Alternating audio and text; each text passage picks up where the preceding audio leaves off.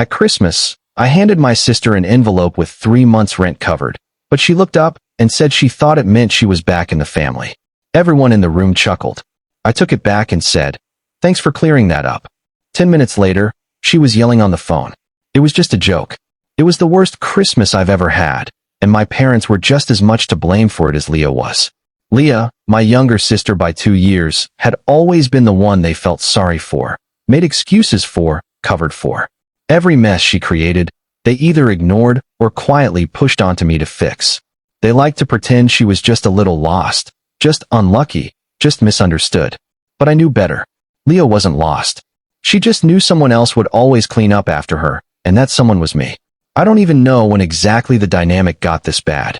Probably when we were still kids, and she figured out that tears worked better than the truth.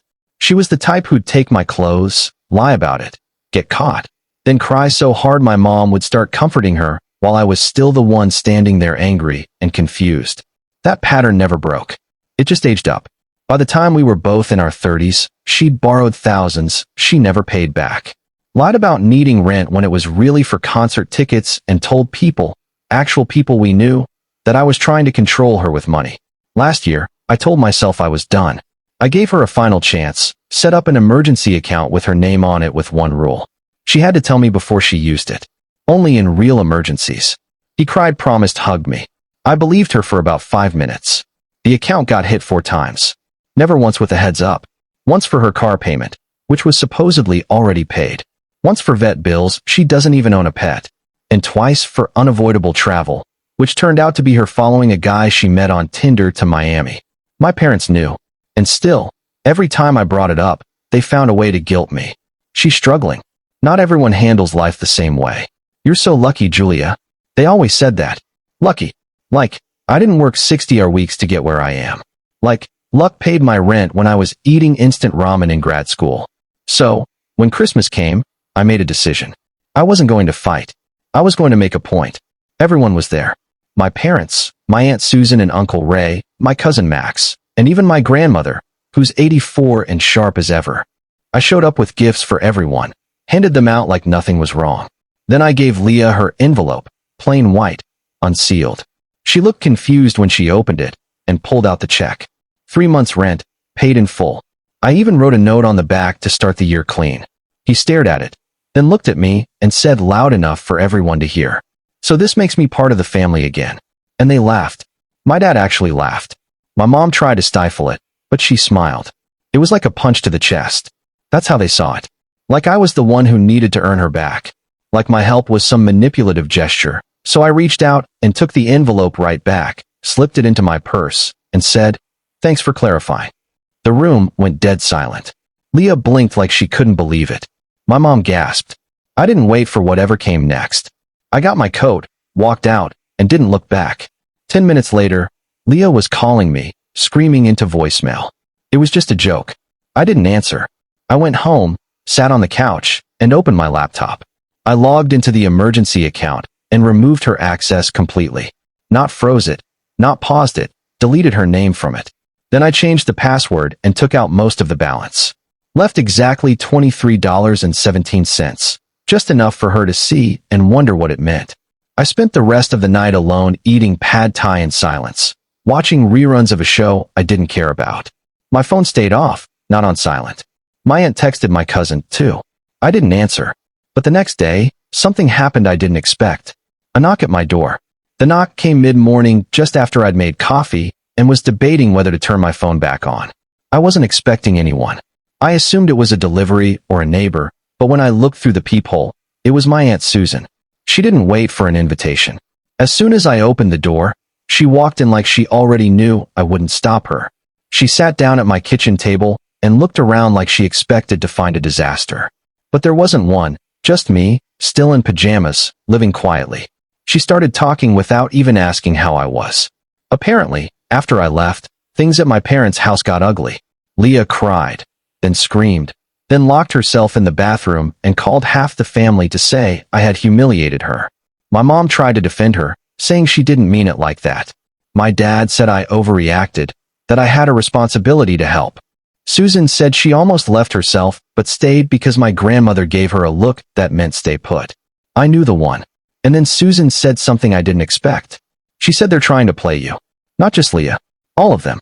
Not in some coordinated evil scheme, but in the way people do when they've convinced themselves that one person's stability is the solution to everyone else's chaos.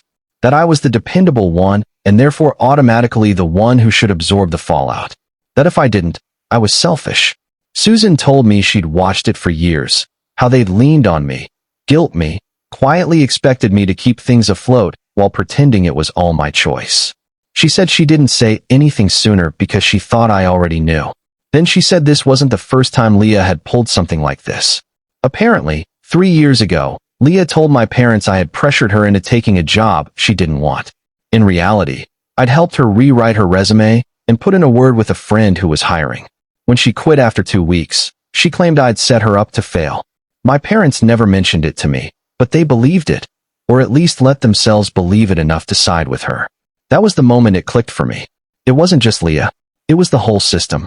My parents had built this silent agreement where Leah got a free pass and I got the cleanup duty. And the second I stopped playing along, I became the villain. Susan leaned forward and said, "You can't win this by being reasonable. They're not operating on reason." She told me to play along just for a little while. Pretend to step back in. Let them think I'd caved. Then do exactly what I needed to do quietly, precisely, with no explanations.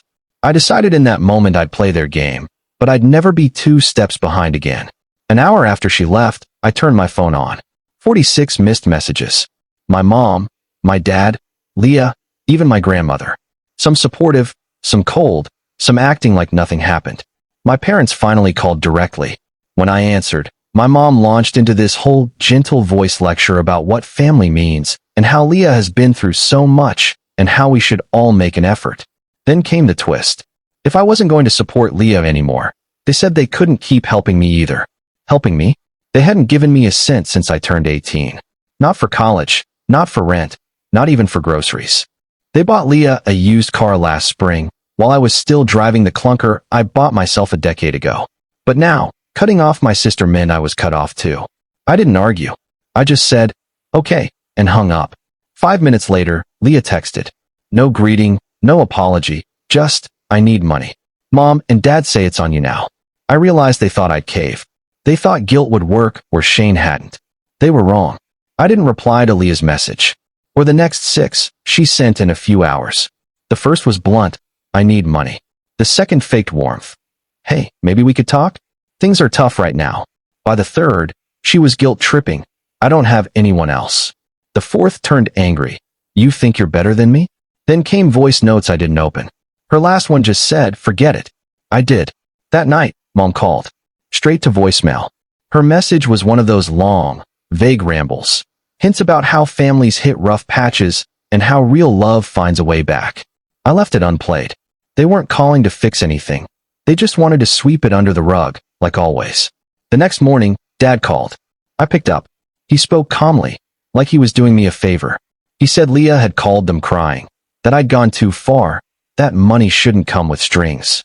I nearly laughed. I wanted to ask when they decided I wasn't family anymore. Was it when I stopped paying Leah's bills, or when I stopped excusing her lies as mistakes?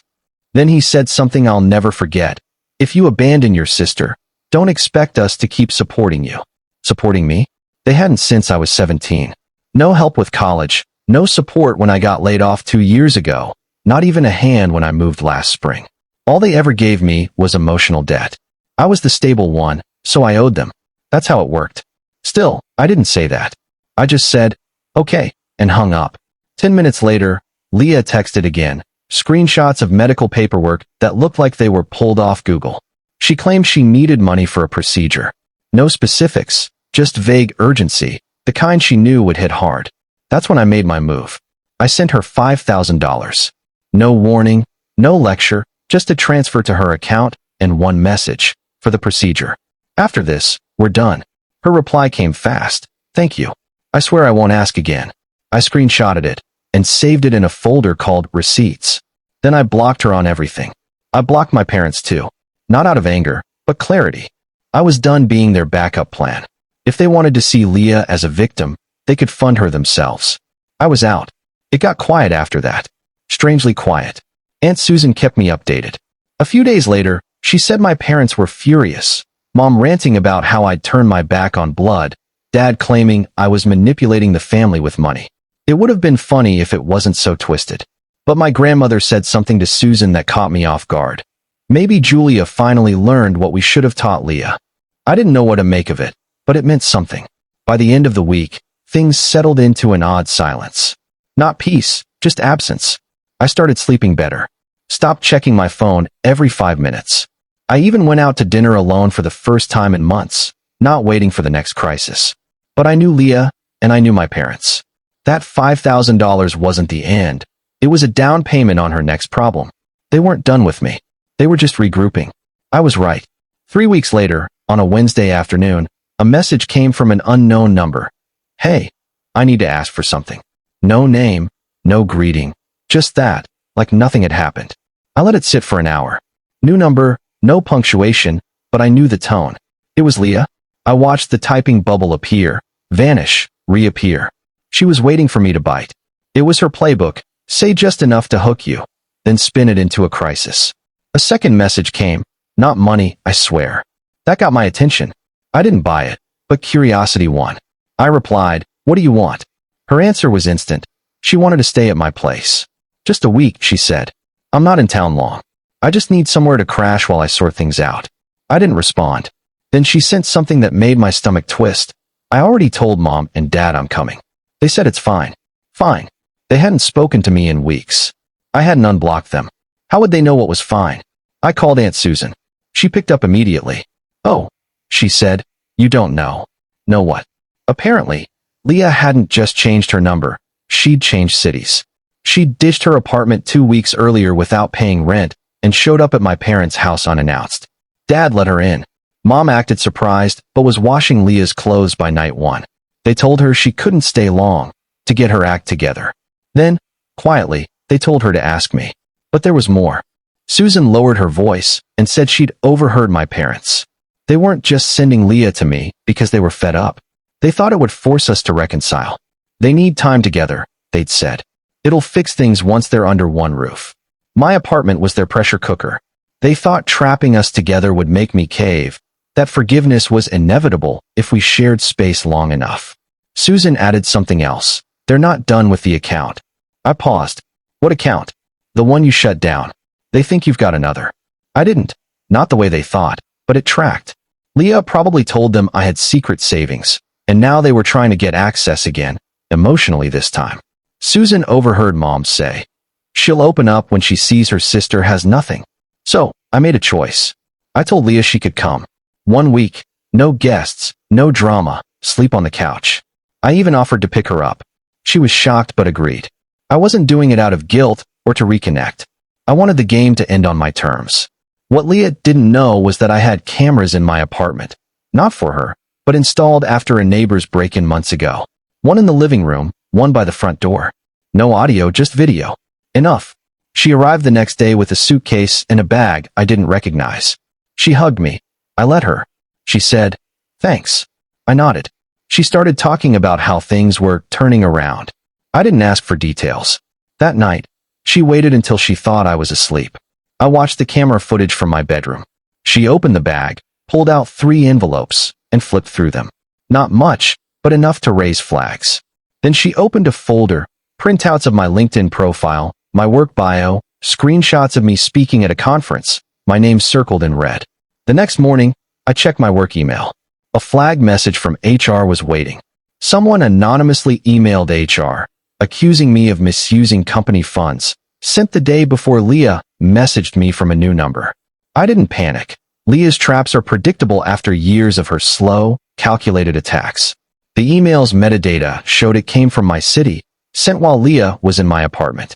Hallway cam footage caught her at 2:17 a.m., using her laptop and copying something next to a printed photo of me.